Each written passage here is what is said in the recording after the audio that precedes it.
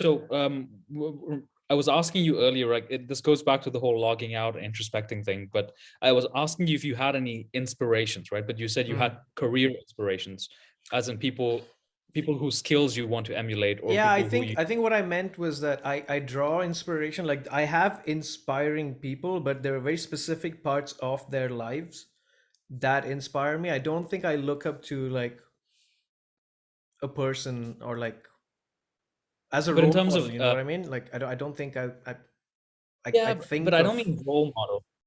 Yeah, role model, yes, but I mean, because there's no blueprint on how you're supposed to develop as a human being, right? In terms of the type of person you're supposed to be, there's no Right. blueprint. I think So I think there's kind some people that I would say that like I don't know. I'm trying to think.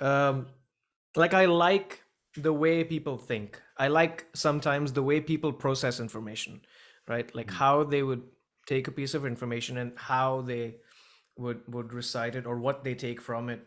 I like that. I like people's brains. I don't know who I would call.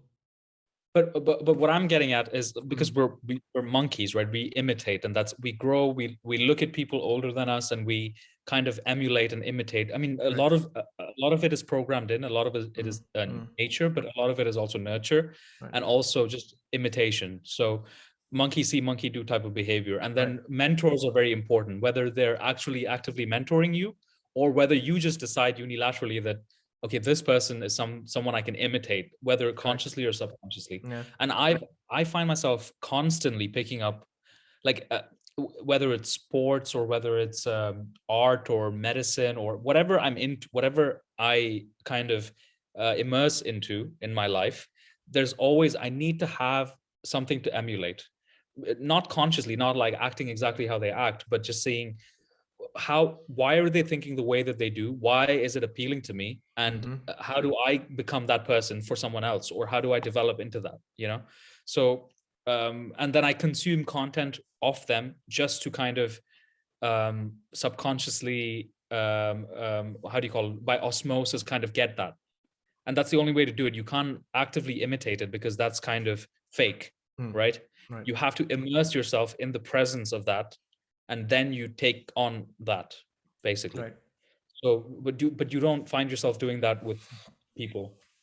At least not consciously or not with real intent. I mean, maybe like I said, like I know I have people in my personal life that I you can say I look up to and kind of again I feel like it's very specific parts of their lives, their personalities, or their behavior, or their skill set, or their approach to things, or something like that. I feel like there's very specific things like that I pick up on, and that I kind of try to dissect because I agree with it. Um, Mm. Having said that, like you said, any kind of sphere that you involve yourself in, I definitely 100% have mentors. Like for sure, like there's like if it comes to, but again, this is very skill, or is it skill related? I don't know, I'm just trying to unpack it now Yeah, as because I think about it. Mm, I understand the whole skill thing, because mm, and I've noticed this as well. That's why I was asking you, because mm, I want to know if I'm the outlier or if you're the outlier, or what, like we're both outliers. Because for me, I find myself skill is, of course, maybe it's because I'm not obviously it's I haven't entered the realm of skill imitation just sure. yet. Like when I Mm, start working at the hospital, I'll mm, probably have more skill-based mentors. But in terms of just personal development, because you said you also have these moments of introspection and stuff, and of course you can find all the answers within yourself. It's there for everyone to access. You don't mm, need someone mm, else. But to get that sort of there's so many routes, there's so many paths, right? And you kind of need to know who went down a certain path and uh, ended up a certain way, and then you need to know which paths to take, or which paths are worth exploring, basically. right. Then I find myself kind of exploring the paths that several different people have gone down, and then kind of incorporating parts of them into me as a person. and then I try to emulate that in my personality as well. So I was wondering if you had some of that, or if it That was no, more. that sounds yeah, that sounds like something I can relate to. Um, doing things a certain way, or just their approach to life would be something that they would they would give away, maybe in conversation or maybe in the way that they act, and that interests me a lot of the time. And then I kind of see what path they went down, what are the experiences that they've had, and how did they kind of, what did they take from it. um and then I actually, yeah, that makes sense to me. I take that quality and I try to kind of emulate that in the way that I would be or do something in a specific situation similar to that. um Yeah, but because again, I feel like it's very I don't have, I wouldn't be able to name off the top of my head people. yeah, It's because a I have like a list, and then right. it's kind of, and I've thought about this because I've always wondered why merchandise is such a big deal. Like why a tag on something, or Mm, why. But it's everyone talks about self like expression and things like that, right? But then it kind of, when I started seeing this in myself, I kind of understand, because you're wearing the brand of something you believe in, but right. it's kind of regressed into something that's not that. For example, you wear Nike, and you Mm, don't really believe in Nike as a brand. You just wear it for the flex of it or something, or if it's comfortable or nice, right. and the Yeah. the product quality. Mm, But for example, like I follow a lot of athletes in smaller sports like arm wrestling and stuff, and then if I see that this athlete is inspirational to me, I would wear the merchandise that he makes, or something like an inside joke, or correct. Yeah. Yeah. something, or maybe just to give back to the athlete for in one way, but also because if I see someone on the street with the same merchandise, there's something that we relate to, like Yeah. a part, like who you are as a person kind of resonates with who they are, Mm-hmm. not just because you follow the same sport, because the athlete that you relate to, they relate to as well. So it's like a personality tribe kind of thing, Correct. right? Yeah. So yeah, I guess that's the inception of the whole marketing branding thing. And I also see like human beings and in general as sort of, um what do you call it, like learning being passed down. So again, the whole monkey analogy, where you wait for someone to figure something out, and then you kind of emulate it and you learn from that, right? Right. So but that's what you're looking for. You're looking for certain people that have figured out parts of life that you want to figure out, and then you're like, okay, let's consume as much of this person's personality as possible, to kind of get that thing that he has that helped him figure it out, or he or she has, that helped them figure it out. Mm-hmm. So I feel like that's why I think it's important for me to have like inspirations and stuff. And like for example, the whole, I asked you about this because of the Will Smith thing, actually, because Will Smith, ever since I was a kid, he was so, uh, I mean, obviously he's had his faults and he's had his ups and downs and stuff, and he's celebrity. He was a child celebrity, right? But his personality has something about it that I resonate with so much, and I uh, inspire get so much inspiration Mm-hmm. from. And then also when he does like weird things, like at the recent thing, what happened when he slapped Chris Rock and stuff, I'm like, this is such a layered person. What is happening to him, Yeah. And how would a person like him respond to this? How does he come back from this? Or especially now with YouTube, when more people are putting their personal life out for people to consume, Correct. it's almost like you get like a, I don't know, fly on the wall kind of perspective of how they're figuring these things out, and I think that's Mm-hmm. valuable. Mm-hmm. They're fully exposed, but it's Yeah. for, yeah.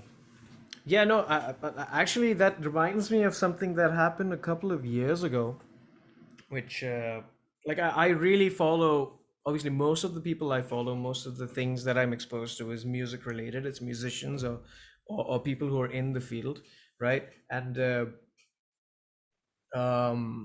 there's a guitarist that I really, really got into called Mark Holcomb. He plays for Periphery, right? Right. He's the only one I didn't get a chance to meet when I watched them, but I really, really got into like his the thoughts behind his songwriting style and his influences and kind of his solutions to problems. Like, the problem is I want to get this kind of sound, and my instrument doesn't, maybe it doesn't allow for it physically. How do I kind of, make it do the thing I want, and then creative ways to kind of solve those. So I really, really followed him.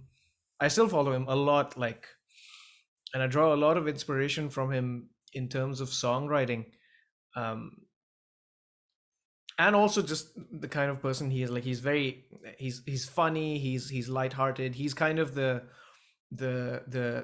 he has a very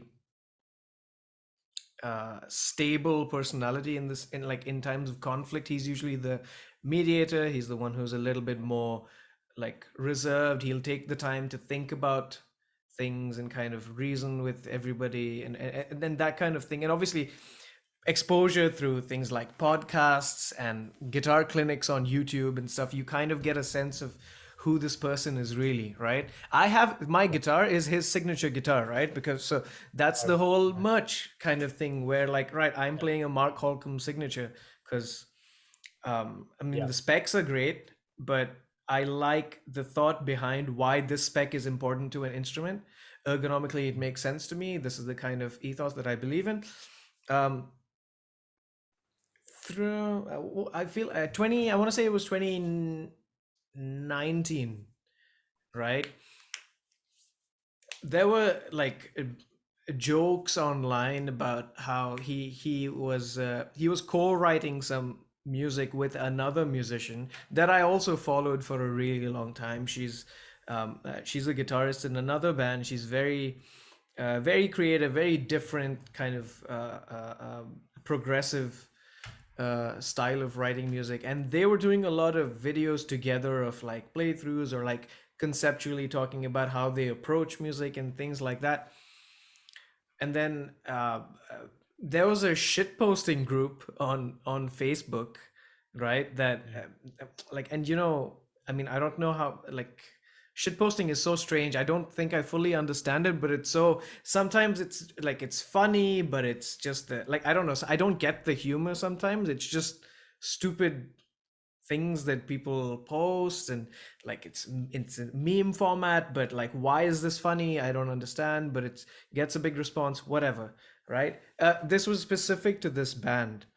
So on this group, like, somebody posts about these two musicians. I don't remember what the post was, but then they both get into it, and she starts saying things like, "Yeah, he told me that he's been in a relationship with me for the past 6 months. He told me he's getting separated from his wife, which was a lie." And and so this happens, right? And for the longest time, I'm like, this is a joke. Like, this person who has so much depth to his character, who has all of these things about him, like that show that um,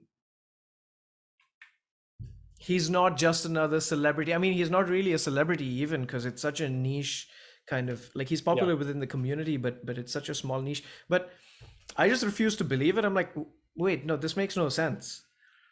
But it Right. turns out it was true, and I'm just like, this is so out of character from anything that I would think that he would be involved in. And then, like, he does the whole thing that everybody does, the apology, whatever. He's okay with his wife now and all of that. And I'm just like, I don't know. It just, sure, I'm a fan of his, but I think it goes a little bit beyond that for me. This is why I found it really tough. I didn't feel betrayed. I just felt like I don't understand how this, like, how there was a room for something like this to happen Yeah.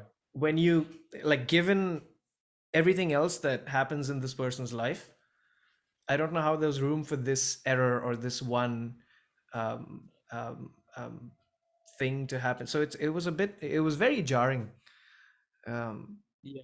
No, I can totally imagine. I mean, it's the same. It's the same for Yeah, me. Like when you, so that's an exactly, that's exactly the example I was looking for. Like someone you sort of look up to beyond the scope of just skills, but then sure. you also kind of have to face the reality that they have their own demons and Yeah. they are also human beings and they are not fully developed. They haven't closed all the chapters on their book yet. Mm, So mm, it's not like, I mean, you might still want to keep reading. Like you would like to think that they will figure it out, you know?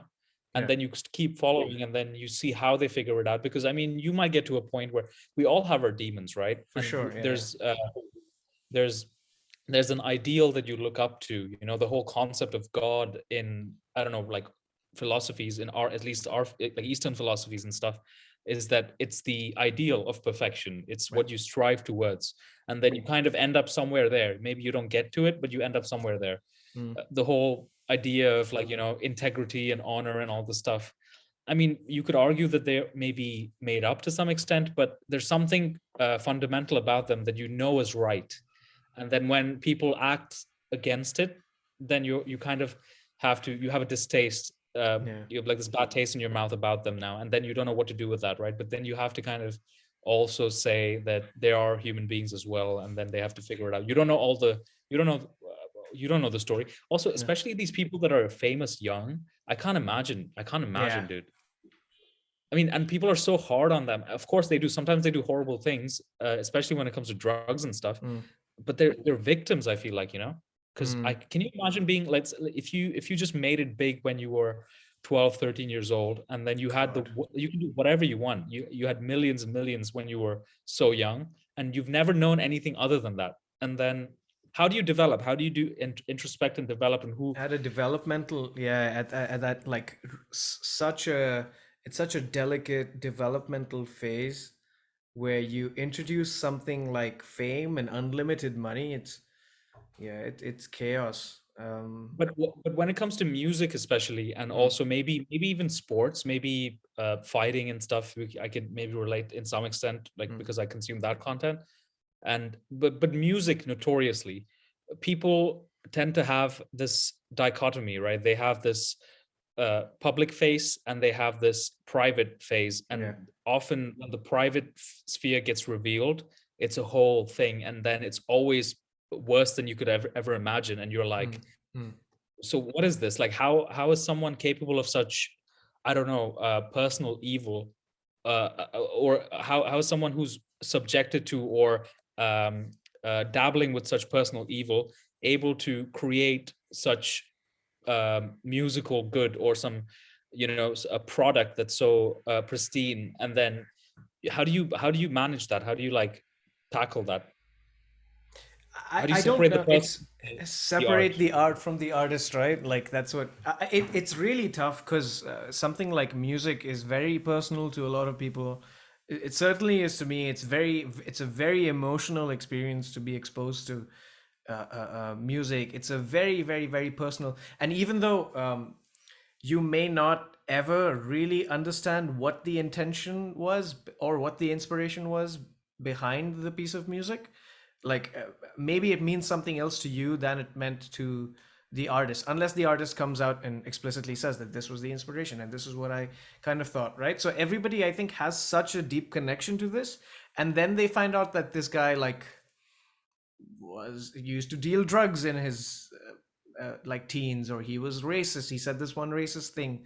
You feel betrayed. You're just kind of like, this beautiful art came out of your mind, and but your mind is so polluted with such negativity. um but I think it's everybody is. I don't think there are like good and bad people. I think there are, I mean, there are mostly good and bad people, but I think everybody has, like, there's a side to me I would maybe I wouldn't want exposed to somebody else, you know. So it's just, you Oh, can't give anybody that benefit of doubt. You can't think, like, no matter how much you want to idolize somebody, I don't think you can ever think somebody has all the answers, because they certainly don't.